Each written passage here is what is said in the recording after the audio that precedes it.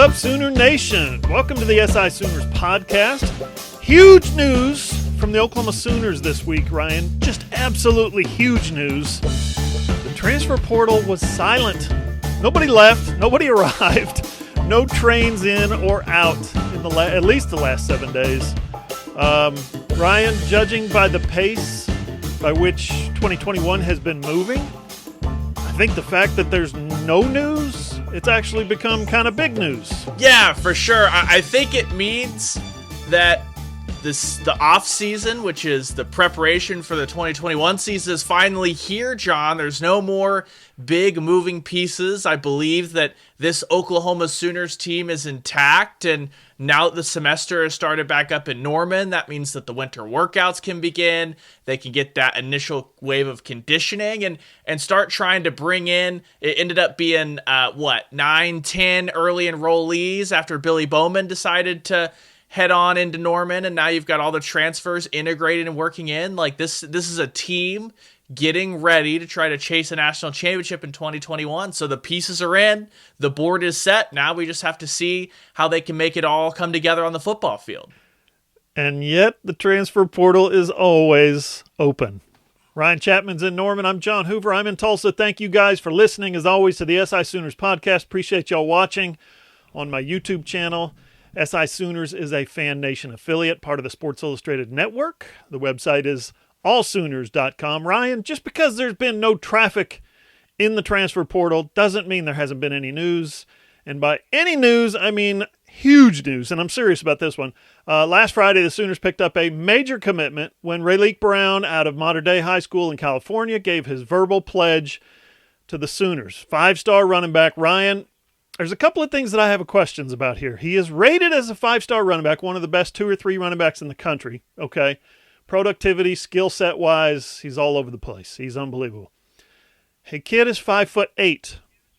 So the question I have is, how many college football stud running backs do you build an offense around that are 5'8"? I'm not being a heightist here. Like, I'm 6'2", right? I'm not being like an elite tall guy. I'm not being a hater. I legit want to know, how many big-time college football running backs are 5'8"? I can think of one, and he was like a 2-star recruit coming out of Wichita, Kansas, Barry Sanders, right? Other than that, I think 5'8" running backs, at least the kind that you build an offense around, are pretty rare, Ryan. It's just a fact. Well, yeah, they're pretty rare, John, but it's not impossible, and it's not impossible to have a record-setting offense with a guy like that. We have to just turn back the calendar, 2 years, and see what LSU, remember them? Remember when they were the talk of the town with Joe Burrow and all those wide receivers? Well, the guy that Sooner fans were wondering about as a part of that offense going into that Peach Bowl, remember Clyde Edwards-Helaire, the injury that he was carrying in, how important he was to that LSU team. He was Joe Burrow's safety valve, and ultimately it didn't really matter in that game, but you saw he was rewarded, Edwards-Helaire was, with a first-round draft pick going to the Kansas City Chiefs, another guy, and Andy Reid, who has a very progressive modern offense that he believed he could build that run game around Edwards-Helaire. So Edwards-Helaire is not the biggest guy in the world. He's not your prototypical, 6'2", 220. He's a guy, much like Rayleigh Brown, that can do a little bit of everything. He can get it done between the tackles when he needed to, but his biggest asset came in that run game, going to the boundaries, and then what he can do in the passing game. Rayleigh Brown, John, he's a guy that has totaled 3,000 total yards in just 2 seasons of his high school career thus far. That was his freshman and sophomore year. As we know, COVID wiping out high school football all across the country, made his junior year a little out of whack, but he's a guy that's shown he can be that kind of playmaker. He's got the speed in the open field. He can do it both on the ground and through the air. So why wouldn't you want a guy like, I thought immediately to Clyde Edwards-Helaire. So yeah, there's not a ton of them, but it can be done, and it can be done at a very high level, John. Yeah, and I like Clyde's game a lot, obviously. He's been fantastic for the Chiefs. Bowling ball kind of talent, kind of running back there. Very versatile, catches the ball out of the backfield, decent blocker. So, yeah, Rayleigh Brown can do a lot of those things. Now, having said, cast my doubts, I guess, and they're not really doubts, they're questions. I don't want to come off saying I don't think the kid can play. I think he's unbelievable. I've seen his highlights. He is unbelievable. But I guess maybe the questions that I would throw out there are secondary to this. I can't wait to watch this kid play. Have you gotten into his highlights? Have you seen him with the ball in his hand? You mentioned his stats. He's unbelievable. Oh, yeah. John, we talked about, EA Sports College Football coming back, the video game. Raleek Brown's the kind of guy that you sit around going, I wish I could just dive in with him, because he has that ability, those just subtle shifts, John, in the open field, the way that he can wiggle his hips just a little bit and send a defender on skates one direction or the other, put his foot into the ground, cut back upfield, and get going again. Like, it's one of those things that you dream about as far as playing video game college football. And, Lincoln Riley's offense, it's often labeled a video game offense because of the absurd numbers they put up. Like, John, I just don't... We say this a lot with defenses in modern college football, but if you just start assuming Raleek Brown signs, all that stuff, he comes into the fold in Norman and he becomes what we think he could be. This is another one of those situations where, what do you do as a defense when you're looking at an offense like Oklahoma? If you've got a weapon like that coming out of the backfield, you always have to keep an eye on, plus everything going in the receiving game. It's just, I don't see where you stop him. Yeah, the 2022 commits that Oklahoma has, if you rank them by player, by average stars or average rating per player, I think OU right now is third in the country in the 22 class. So there's 5 guys, 6 guys, whatever the number is. I think it's 5. But on a per player rating, they're third in the country behind Alabama and Clemson. So he is an addition to this class. Can't wait to watch him play. He's going to be good. And if he signs with Oklahoma now, he's going to be the Sooners' first 5-star running back since Joe Mixon in 2014. How about that? Let's stick with recruiting for a minute, okay? Since when does it not make headlines when Oklahoma lands the number 1 player in the country at his position? Well, that's the case here, as OU got a verbal from the number 1 long snapper in the 2021 class. Jake Mann is from North Carolina, originally committed to Florida State, right? So he's pretty good. Turns out Ryan Doherty found him kind of atop the Coles kicking camp rankings. And Ryan, if you look at Ryan's resume, we've talked about Ryan before, special teams kind of coordinator, special teams analyst, I guess is his official title, but he's not on the 10 full-time assistant coaches. He's still in that GA kind of analyst role. But Ryan, if you look at his resume, he used to do that. He used to work for one of those kicking camps. He was an instructor at a kicking camp, so he knows what he's talking about, and he trusts those rankings, and he trusts the people who put the rankings together. He offered Jake, and Jake said, Oklahoma? Heck yeah. So I interviewed him last week, and he seems like a great kid.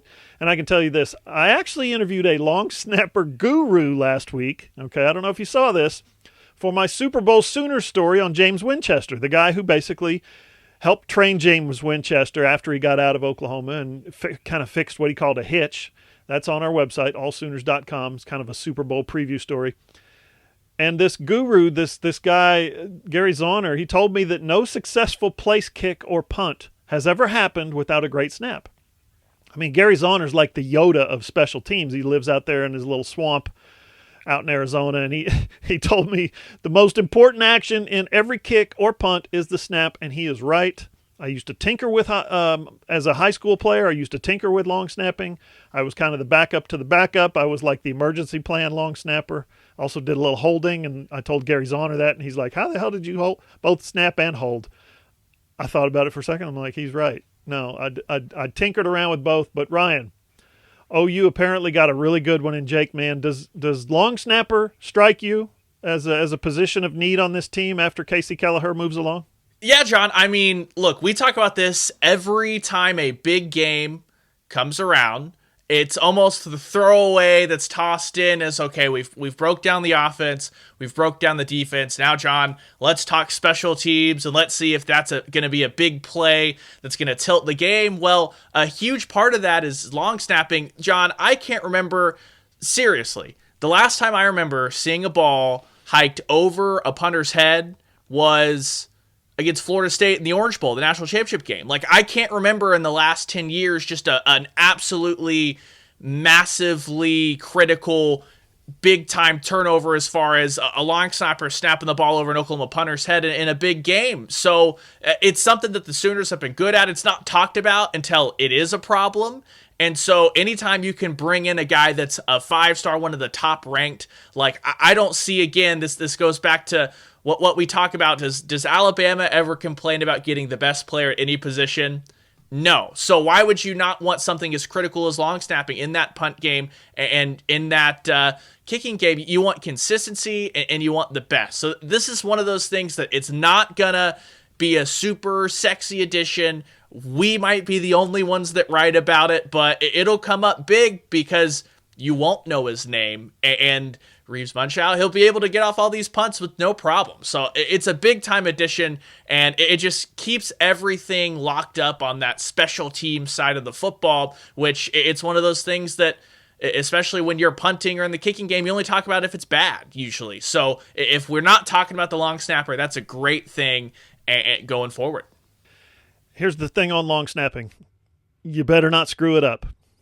Up next on the SI Sooners podcast, we're going to stay in the world of recruiting.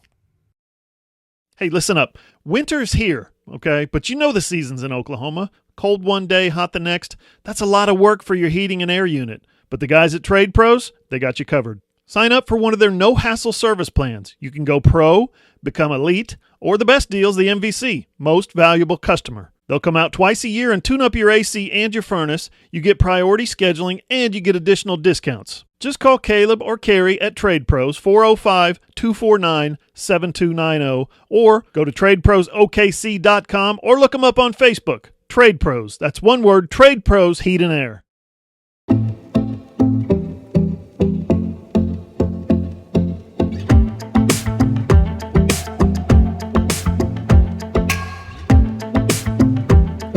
Follow SI Sooners on Twitter at _Sooners. Find Ryan at Radios Ryan, and I am always and forever at John E. Hoover. In fact, today I got a little notice saying, today's your 11-year anniversary on Twitter. Tell your friends. I think my friends couldn't possibly care less.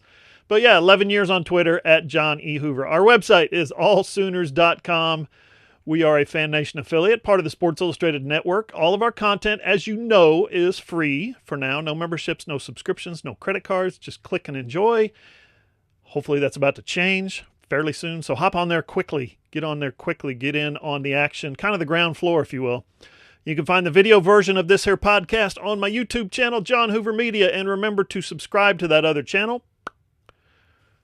Ryan, Oklahoma has handed out 4 scholarship offers, to quarterbacks in the 2022 class. In theory, one of them just came off the market last week when Connor Wegman said he was going to Texas A&M. So far, of the 4 guys that OU has offered, Quinn Ewers is going to Ohio State, Connor Wegman is going to Texas A&M, and a couple of guys by the name of Ty Simpson and Alex Orji. Did I say that right? Orji? Hope so. I don't know. O-R-J-I. I don't know. I don't have a pronunciation guide for some of these high school kids, so I hope I said that right. Orji. Those 2 guys are uncommitted. Let me just say, this is not necessarily a bad thing, Ryan. Bottom line is this. Oklahoma would like to get a stud quarterback in 2022.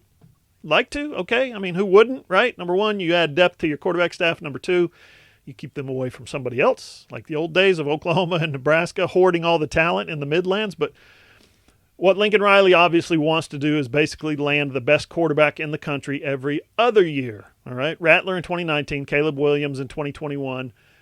Maybe that's Malachi Nelson in 2023. That's the only quarterback that they've offered so far in the 2023 class. But yeah, you keep your guys. Ideally, if you're that program and if you're that quarterback coach and if he's that quarterback, you keep your guys as starters for 2 or 3 years. He goes off to the NFL, number 1 draft pick, right? Wins the Heisman, right? I mean, that's the plan. And then you supplement him every other class. There's 1 starting quarterback. You get, if you don't do it that way, you get a logjam, I guess, at quarterback, and you have a big quarterback competition, and then you have a quarterback controversy, and everybody feels like you lied to them, and everybody ends up transferring. And what do you do then? right? That's just the way it is today. Lincoln knows that. So what does he do? He supplements the Johnny Five Stars with the guys that he knows can play the position at a high level. Chandler Morris last year, for instance. This year, I think it's Micah Bowens in the 2021 class, kind of sitting in between Caleb and Rattler at least. Micah Bowens, the transfer portal kid from Penn State. Are those guys first run, surefire, can't miss starters for a program like Oklahoma? No, but they could be if Rattler gets hurt or if Caleb Williams gets hurt. So you find a guy to come in and be your backup, and then every other year you bring in your next starter, Ryan.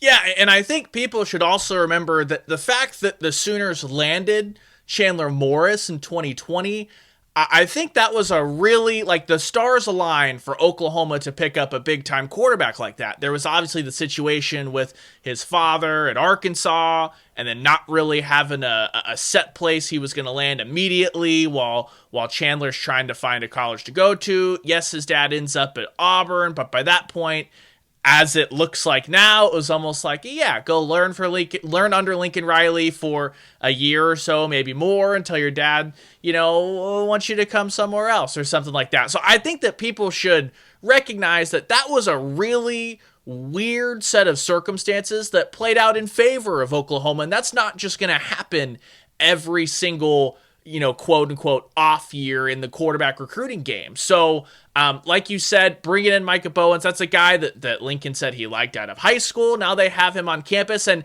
Micah Bowens transferring in at this point, it's almost like the writing's on the wall. He obviously knows the score. He's aware of what Spencer Rattler can do. He saw him put up all these numbers all year long, and he's heard everything about Caleb Williams, so he knows what situation he's walking into. So that's kind of, like you said, John, that can be the placeholder for 2022. If you can pick up Orjai as we were rolling with, that's another guy that's, he's just an athletic guy that can come and play quarterback, or if you can find somewhere else to make an impact, that can make sense. But I don't think that it's the end of the world. The sky's not falling if in 2022 the Sooners don't land a huge five-star guy, because like you said, John, it's one of those things where right now OU's got it nice. Austin Kendall, Tanner Mordecai, they figured out you can come in, get your degree in 3 years. If you don't win the starting job, you can transfer out with 2 years of eligibility. Like, that's something that's an option to work under Lincoln Riley for anyone that's not one of those big-time five-star guys that's supposed to be the anointed one for Oklahoma. Exactly. And Micah Bowens is, he's gotten a year of college coaching at Penn State. He's probably pretty confident. He's probably looking at Caleb Williams. Yeah, sure, I know he's the best high school quarterback in the country. I know he's the five-star, blah, blah, blah. He's got this arm, blah, blah, blah. He's coming to Norman to replace Spencer Rattler. And you have got to love that confidence. You've got to love having a quarterback who says, hey, I know Spencer Rattler is your returning starter. I think I can be the next guy. Oh, you got this Johnny Five-Star coming in? That's no problem. He can wait behind me because I'm ahead of him. I came out in 2020. He's coming out in 21. He's younger than me. I'm going to be a year better than him. And that may be the case. I don't think it's going to be the case because I think Caleb Williams is the real deal. I think he's a future pro. But again, you've got to love that confidence in a quarterback coming from another program saying, I can take that job. That to me that's cool as hell. Ryan, let's talk about the latest offers Oklahoma has handed out. And there's been a few, right? I mean, I'm just talking about the 2022 class here, not the 23s yet. I counted them up, Ryan. There are 4 quarterbacks, 5 running backs, 10 wide receivers, 5 tight ends, 28 offensive linemen in all, 7 defensive tackles, 15 defensive ends, 12 outside linebackers, 2 inside linebackers, 18 cornerbacks, 18 safeties, and 9 guys who classify as ATHs or athletes, of course. Ryan, please tell us about each one of those guys, please. Okay. Yeah, so, yes, let's get to the binder, Ryan, John. No, okay. If you would, please give us your take on 2 or 3 guys that have jumped out at you in the offers process in this early stage of their relationship with Oklahoma, and maybe if you've gotten any sense about which guys might be leaning toward Oklahoma.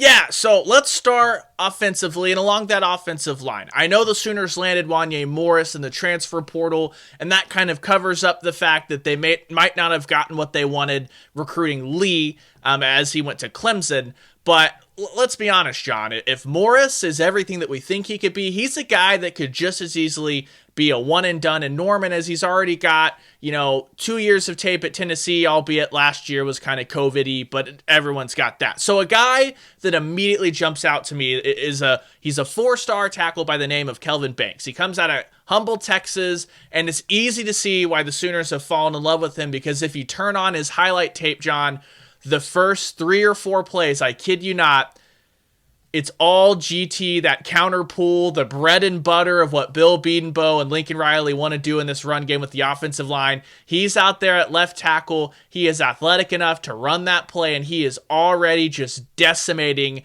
linebackers at the second level out of that guard tackle pull look. So he's already got that counter down. He's a guy that's athletic enough. He's played both left tackle and right tackle there in Humble. He could slide inside if you really need him to.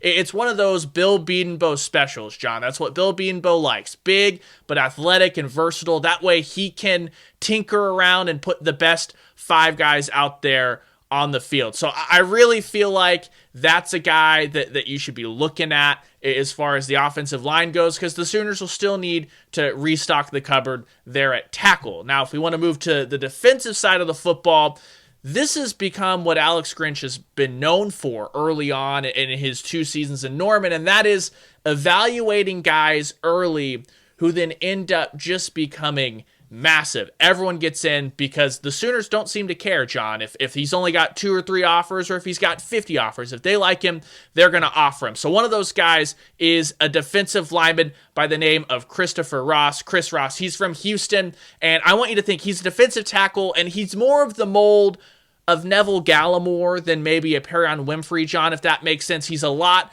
slimmer, but he just beats guys with that speed on the inside. He's a guy that Oklahoma by far is his best offer, and just it sounds like he's kind of loved what he's heard from the coaching staff already. That's still a little early on, as I think that he's going to be one of those guys that blows up a little bit, but he's got everything you would think of when you want to talk about Alex Grinch's speed D, as far as that speed from the interior. A guy similar to Isaiah Thomas, who looks like if he can build that frame out a little, he could slide inside and outside if Oklahoma really needed him to, but he's really made his money on the inside in high school football. And the last guy, John, I'll touch on is a linebacker, Kip Lewis. This is a guy that I think he's technically classified as an outside linebacker, depending on where you look, but he's got this rangy athleticism that can cover sideline to sideline. When you think of a modern linebacker, John, someone that can come up and play the run, but also is athletic enough to drop back into coverage and do everything you need to do in the pass game, you think of Kip Lewis. He's out of Carthage, Texas. That's 4A2, I believe. And they just went out and won a state championship basically on the back of him anchoring that defense. This is a guy that Oklahoma, I can tell you, they love. And if Kip Lewis ends up in Norman, I think Alex Grinch and Brian Odom are going to be very, very happy campers. So that's the 3 that I've got for you to keep an eye on. Kelvin Banks, the offensive lineman, and then Chris Ross and Kip Lewis on the defensive side of the football, John. So there's nothing unusual about these numbers yet. I counted up 133 total offers so far in the 2022 class, and there will be more. I looked it up last year. OU offered 177 guys, so you can expect more offers as we go along, obviously. But Ryan, I have found it interesting that OU, and every school really, if you think about it, has all these offers out, and yet, and we've talked about this and we've written about this, but yet they don't have any idea what their actual needs will be in the 2022 class when that 2022 actually gets here. Because why? Because of the transfer portal. First, on your own team, in your own roster, you don't know who's going to develop. Which of these young guys are going to become players next year? You just don't know. You think you know, and you hope, but you don't know who's a year from now, 2 years from now, who's going to be playing at a high enough level for you to put them in the 2 deep or put them in the starting lineup. Second, you don't know which of these guys that you're trying to develop right now are going to be patient enough to stick around and kind of work it out, work through some things. Which ones are going to, stick around and become players? They're young guys, right? They're sophomores, they're freshmen, they're backups. you don't know what those guys are going to look like a year from now. And then third, you really don't know. You have no idea. How could you? Who's playing somewhere else right now and might decide, hey, you know what? I think I'd like to go play at Oklahoma. That's my goal. That's my mission. And then they show up via the transfer portal. So you don't know what you've got on the roster. You don't know who's going to develop. You don't know who's going to leave, and you don't know who's going to come. But in Oklahoma's case, and all the schools that play at a high level, you've got to go about your business as usual, or however usual recruiting can be in a pandemic, right? And you just make sure that when 2022 gets here, Ryan, the numbers do eventually take care of themselves. Yeah, and look, Lincoln Riley basically said this too in, I believe it's the December press conference for the early signing day, that at some point, I think he described the scholarship distribution even just as being a car wreck of it's not really clear how they're going to reconcile the fact that everyone got an extra year. The NCAA, John, nothing against them, but they're not known for being long-term thinkers. So on top of just not knowing who's going to develop, who's going to stay, who's going to go, because the flip side of player development, John, is someone doesn't develop into a star and you have a position of need, or someone all of a sudden makes 2 or 3 leaps in 1 year and says, I'm going to take my chances and go to the NFL. Well, because you did such a great job at developing a player, now you've got that same need there anyway. So it's tough sledding, but this is why the coaches get paid the big bucks, John. It's for their decisions on the field on Saturdays, but also how they can recruit and how they're going to build that roster and develop it. And that's what Lincoln said, to us just this week, or last week. It's not about winning as far as numbers go on signing day, even though obviously you would like to win. It's about what you can do as far as building that roster. So I have full faith that, Oklahoma's no stranger to utilizing the portal to their advantage when they need to, or, it's a good recruiting staff. That's what all these guys, you're not going to be a member of Lincoln Riley's staff if you can't recruit your butt off. So yes, we're in wait and see mode, but with the track record they've put out so far, it's hard to be too worried about what's going on in Norman. Up next on the SI Sooners podcast, another big week for OU basketball, and let's talk about football scheduling. Hey, are you a business owner looking to get your product out there to the masses? Let's say you run a hotel in Norman, or a car dealership in Oklahoma City, or a restaurant in Edmond, or maybe you're a small online business who creates and sells OU merchandise, and you just want Sooner Nation to come sample your wares. Well, then consider advertising in this space right here on the SI Sooners podcast. SI Sooners reaches thousands of readers, viewers, and listeners literally every day, and the SI Sooners podcast is the ideal place to find your next customer. To advertise, send an email to allsoonersi@gmail.com or DM us on Twitter at all_Sooners.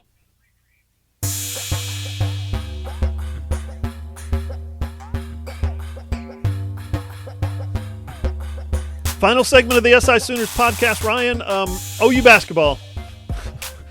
I'm going to say this as nicely as I can. Got a reprieve this week. And I know that's not how a lot of Sooner fans might be looking at it. In fact, I saw comments where a lot of OU fans see Baylor cancel or postpone their last 5 games in a row, and they see a team that's scared, and they see a team that's running, and they see a team that's ducking the Sooners. People, just stop, okay? This Baylor team is not ducking anybody. This Baylor team is scary freaking good.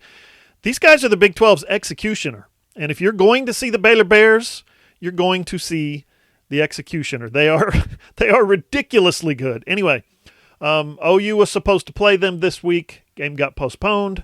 Sooners are at West Virginia on Saturday, noon tip-off, I think. And then, man, Ryan, they better have fixed this phenomenon of spinning their wheels every February like they have the last 2 or 3 years, or they're going to have a hard time finishing strong in the Big 12 schedule. Going back to Trae Young's one season, okay? OU is 7-16 in the month of February over the last 3 years. They're 1-7 when Trae was there, 2-5, and then last year they went 5-4. So they finished up strong down the stretch last year before the season was canceled. So far in February this year, Ryan, they're 1-1, but you've got West Virginia and Texas coming up, and then after Iowa State in Ames and K-State in Manhattan, you've got back-to-back Bedlam games on February 25th and February 27th. Plus, they say they want to squeeze in that Baylor game somewhere. I don't know how they're going to do that. I don't know where they're going to do that. I don't really know if anybody actually wants to do that. So maybe you just chalk that one up to COVID and say, oh, well. But what say you, Ryan? Can Oklahoma finish this February strong and stay at or near the top 10 in the polls and kind of keep that 3 or 4 seed hopes alive in the bracketology situation? Yeah, I think they have a real chance to, because this team is a lot different than Oklahoma teams have been recently coming into February. It's not since, Buddy Hield, Isaiah Cousins, and, Ryan Spangler, don't want to forget him. My God. It's not since they were patrolling the Lloyd Noble Center that the Sooners were in like a great position coming into February anyway. Like this has been a team that's been fighting tooth and nail to get into the tournament every year around this time.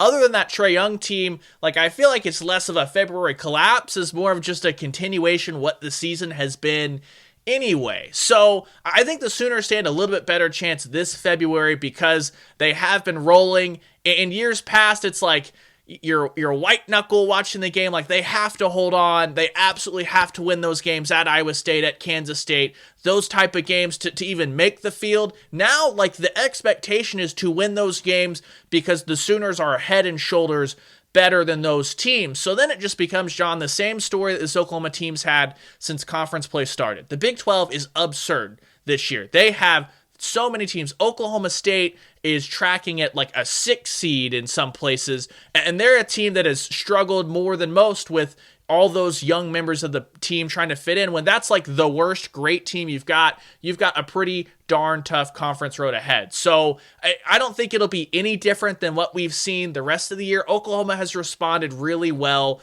in Big 12 play to these big time matchups. They're heading to Morgantown. That's a scary prospect generally, but COVID kind of dampens that. So you're heading to Morgantown. You host the Longhorns. You think the crowd will be juiced for that. Crowds have been great at the Lloyd Noble Center ever since that Kansas game. So, and then Bedlam, obviously, like it's an interesting matchup. I don't know how OU is going to deal with the link that the Cowboys have, but the Cowboys are also so up and down that you don't know if you're going to get the Cowboys that played Kansas and Gallagher-Iba or the ones that went to Fog Allen. So I really have faith that Oklahoma, at the worst, will stay afloat as far as keeping on track for that 3, 4, 5 seed, and they'll be in a good spot for the NCAA tournament.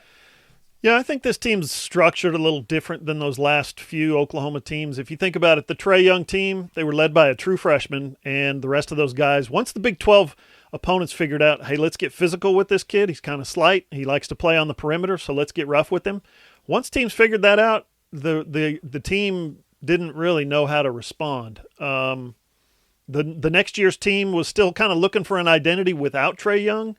And then last year, what'd they have? One senior, Christian Doolittle? This team is built around seniors. So those were young teams. Those were teams led by young players, right? This team is led by, and I think that's one of the reasons why they hit the wall in February, because of that youth and inexperience. This team's actually built around seniors. I think they're going to be okay down the stretch this year, Ryan. Now, I want to talk about college football scheduling, just because OU put it out there this week. They posted a big story on their website this week about basically, let's be honest, it was a good read, but there's no new news in it. There's no new opponents, no new dates or anything like that. It was basically OU patting themselves on the back for doing what they've always done, doing what Joe Castiglione has made a priority for the last 20 years or so. And Joe, in my opinion, best athletic director in the country, and I think one of the best in the world at scheduling, not just kind of down the road, but decades down the road. And that is what he's so good at, is playing the marquee matchups, lining up those big, marquee games, the ones that everybody wants to see every year. You can't play 3 of them a year. We'd like to see that many great games, obviously. But if you're in Oklahoma, if you're in Alabama, you can only play about one of those a year. Sometimes you can slip another one in at a neutral site or something like that. But I'm telling you, man, the list, and I've said this, I started covering OU in 2004, and I have been deeply impressed by how Joe Castiglione schedules. The list is long, and I mean long like going on 40 years. It's John, 40 years long. John, I can't believe you're not as excited about the 2030s playing Clemson and Alabama. Like I already have the countdown timer on my phone for those matchups in 35 and 36. Yeah, no, I set a timer, or set something on my calendar. Yeah, set a reminder for when 2036 gets here. Oh yeah, this is the year they play Clemson. Anyway, Ryan, basically this story reminds everyone that, hey, we're Oklahoma and we play a badass schedule every year. And oh, hey, at the end, little roundup at the end. Here's how you can buy tickets. Pretty smart. It's a good strategy, a good marketing tool. And it's actually a cool stat that they rolled out. John Rohde wrote the story. The stat was of the 14 winningest programs in college football history, okay? OU plays 8 of them between now and 2036. Of the 14 winningest programs in college football history, OU plays 8 of them in the next 16, 15 years. And if you think about it, take it back a couple of years, Ohio State in 2016, 2017, throw Notre Dame in there from 2012, 2013, and then Auburn, I think, in the bowl game, what was that, 16? So that's 11 of the top 14 programs of all time have been on the schedule in like a 25-year span. Dude, that is really freaking impressive. It shows not just what OU is, but I think it shows that OU is what it says it is, which is we're a blue blood, and we're not afraid of playing anybody, anywhere, anytime. That's what college football is built on. That's what college football should be about, is those marquee intersectional games, they used to call them. You know, not ducking the big games. There are programs that need to do that. I completely agree. The way Baylor scheduled under Art Briles and the way Kansas State scheduled under Bill Snyder, you got to do those sometimes. But if you're Oklahoma, if you're Alabama, if you're Ohio State, if you're one of these blue bloods, you schedule big boys. And these guys, they play the best of the best every year. Okay, but Ryan, I've kind of rambled, but who is not on this list for you? Who would you like to see Oklahoma play that is not on this list? USC. Me too. This is the matchup that Sooner fans, I know USC, it's been tough sledding. It's kind of one of the bogey teams. It's one of, gosh, John, I think there's only 2 or 3 teams. I used to know this off the top of my head. I'll have to look it back up. That OU's played more than once and has a losing record against. USC is one of those teams. I had the good fortune of, John, one of my best friends went to USC. So when OU and Tulane played a few years back, USC and Texas were playing that same night. So he was like, come on out. You'll get a chance. I can show you the Coliseum, all that stuff. Look, I know it gets a lot of knocks for the LA fans and the atmosphere, but USC was up for that game. And when they're up for it, it's an awesome place to play. And it was an incredible atmosphere. So USC is always that team that I think of when, who do you want to see on the schedule? And John, it makes sense. As much as we want to pat OU on the back, as we should, for the great schedule, in the era of the college football playoff, 4 teams get in. We saw this when OU went to Ohio State and won. That win in the non-conference gives you a get-out-of-jail-free card. But dropping one in conference play, like that will be excused as far as making it to the playoff. So OU, it benefits you on that end, but also the Sooners want to recruit the heck out of Southern California. What better way to do that than to play a home and home? And if you can win both of those, that's going to be 5-6 years of recruiting, just ammunition right in Lincoln Riley or whoever the coach would be at that point. Obviously, their back pocket is, you want to go to USC? Why not just come here? We beat them twice. Like, why would you go there? We're better than them. So I think it makes sense on a lot of different fronts, and selfishly, it's just a game that I want to see because I like the beaches in California. There you go. I like that too. SoCal is not a bad place to watch a football game. So yeah, number 1 on that list of teams that are not on the list for Oklahoma, for me too, USC. Now, number 1 opponent that I want to see Oklahoma play is on the list. It's Michigan. I've just always loved those damn winged helmets, man. Ever since I was a little kid. That's why I gravitated to the Rams when I was like 5 years old, I think, because they had just the coolest helmet and the coolest color scheme. Same with the Wolverines. So, yeah, I'm glad they're going to see that they're going to play Michigan in 2025 and 2026. Dude, I hope I'm still covering the Sooners then, because I've always wanted to go cover a game at the Big House. But of the guys who are not on the schedule, it's USC at the top, just because Trojans. Again, I grew up in Alaska, so we got a lot of USC games, a lot of Pac-10 games back in the day. I'll tell you this, though. I've only heard good things about covering a game in Madison, Wisconsin. It's crazy out here, and we know Packers fans, right? We know how loyal they are and how all that.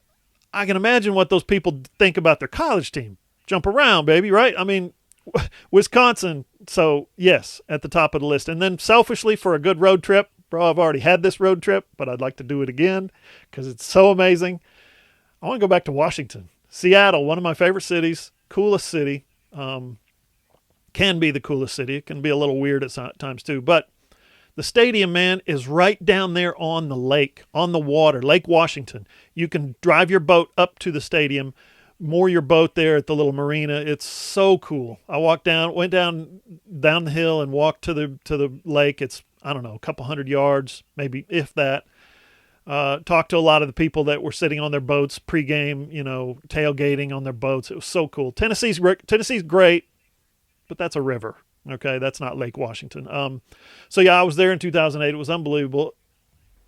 You know who's number one on my list, though? I'm going to cheat. It isn't on this list, but it kind of is on this list. Should be. It's Army.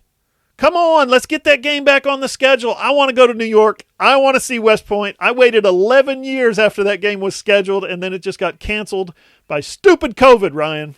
Yeah, John, John, there's a lot of stuff that we're missing out on. Army would be an awesome one as well. Hey, if we're going to the Pacific Northwest, why not sign up to go back to Oregon? I was just a wee lad when that first game happened. Autzen Stadium, all I've heard is incredible things. I would love to go there. But yeah, if you're heading the other way, Army, any of our service academies, really an incredible way to experience the service academy, to take in the game. And I hope everything gets worked out so that everyone can head on down to West Point. Listen to the SI Sooners podcast on iTunes, Spotify, Google, iHeart, or wherever you get your podcasts, or on your Amazon-enabled device. Just say, Alexa, play the SI Sooners podcast. You can also go to our website, allsooners.com, click on the player, and listen on your phone, your tablet, your computer, or just watch the video version on my YouTube channel, John Hoover Media. For Ryan Chapman, I'm John Hoover. See you guys.